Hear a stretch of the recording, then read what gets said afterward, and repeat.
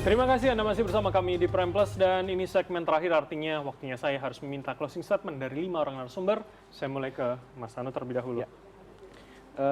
Kalau melihat keadaan sekarang, pemerintah Indonesia ini sudah masuk ke BOP, sudah melakukan negosiasi dan lain-lain di BOP, tapi transparansi terhadap rakyatnya kayaknya belum.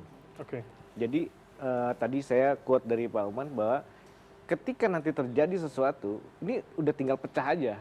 Karena tidak ada usaha-usaha untuk menyamakan frekuensinya dengan rakyatnya. Nah ini menurut saya sangat penting ya, artinya frekuensi itu harus dibuka, literasinya harus dibuka, sehingga rakyat kan boleh dong nanya apa aja gitu ya.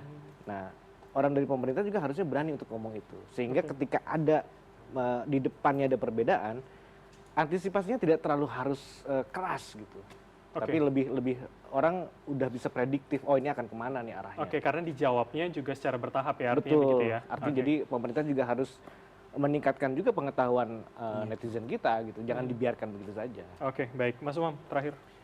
Dunia sedang dihadapkan pada sebuah realitas hadirnya erratic leader, unpredictable, namanya Trump. Semau-maunya, sangat unilateral, mengacak-acak semua norma-norma global saat ini. Maka yang bisa kita lakukan, ya kita mencoba untuk berselancar di situ, tetapi di saat yang sama, dalam hati kecil kita, kita juga berharap terjadi sebuah fenomena dalam konteks ini di internal politik di Amerika Serikat. Saya berharap Partai Demokrat di Amerika Serikat juga mampu mengonsolidasikan basis kekuatan untuk mengevaluasi mengapa itu penting dan juga perlu dilakukan. Karena memang yang dijalankan Trump itu completely different, sangat berbeda dengan doktrin-doktrin liberalisme, dengan doktrin-doktrin multilateralisme, dengan doktrin-doktrin demokrasi yang selama ini diajarkan oleh Amerika sejak pasca Perang Dunia II selama era Perang Dingin.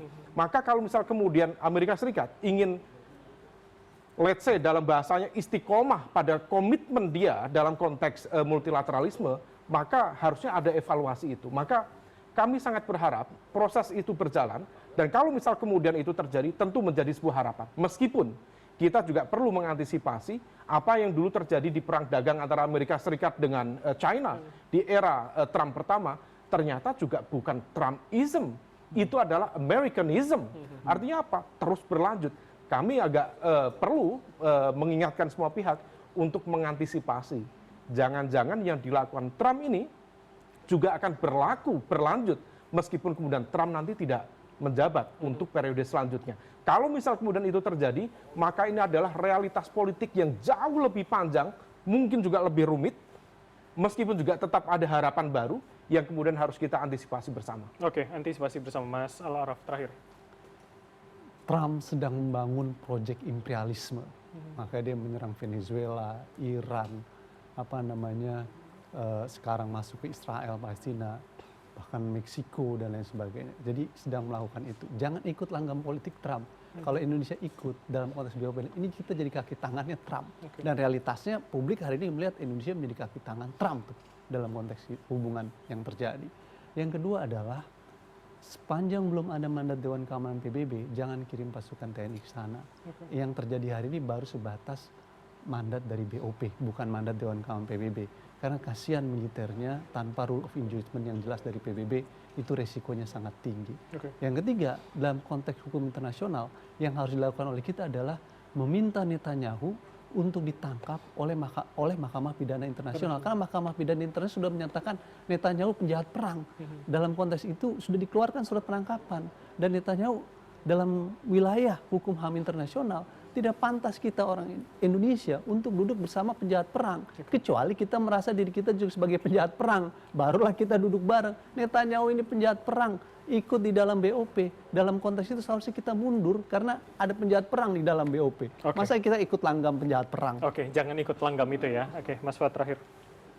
Dalam anarchical society yang terjadi hari ini, Indonesia itu sebagai middle power tidak bisa lagi diam dan memerankan passive hedging. Indonesia sudah tepat memerankan peran aktif hedging itu. Peran aktif hedging itu seperti apa? Indonesia itu tidak hanya bergabung dalam BOP tapi juga memelihara hubungan baik dengan organisasi-organisasi internasional yang lainnya. Jadi Indonesia juga aktif di BRICS, di D8 dan organisasi-organisasi yang lainnya. Dalam kaitan dengan BOP itu sebetulnya tidak bisa dipisahkan dengan politik luar negeri Indonesia, Pak Presiden sebagai pimpinan tertinggi di Indonesia tentu menghargai apa yang dilakukan oleh pemimpin-pemimpin dahulu, bagaimana Indonesia aktif menyelenggarakan KTT Asia Afrika, Dasasila Bandung, Indonesia aktif di gerakan non-blok, aktif di gerakan ASEAN dan sebagainya. Dan yang ketiga, Indonesia berharap dengan masuknya di BOP itu,